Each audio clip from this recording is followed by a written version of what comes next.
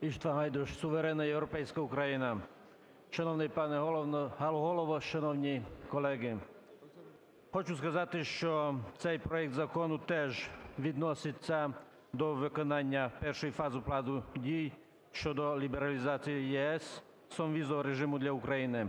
Як ви знаєте, важливим для нашої держави є питання нелегальної міграції та біженців, які через державний кордон нелегально намагаються потрапити до ЄС. Тому прийняття цього законопроекту удосконалить правову базу та законодавство щодо біженців та осіб, які потребують додаткового або тимчасового захисту, і врахує документи у сфері міграції, прийнятих Радою Європи та Європейським Союзом.